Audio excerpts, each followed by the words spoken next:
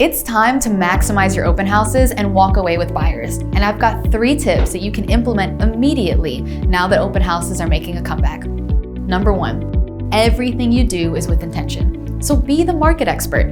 Do your homework well before you do the open house.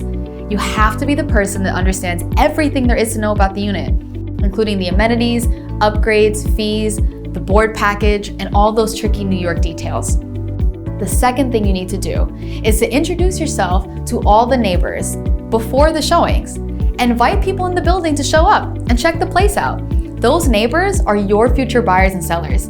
If you get them into that open house, you can establish your authority, and now you're a friend and a real estate expert that they know personally.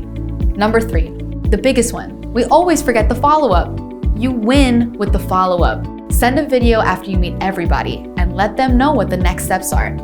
Give them the information they asked about and find out if this was the right home for them and their lifestyle. Easy, right? I've got more tips for you. So be sure to follow me on all my channels, and I'll see you next time.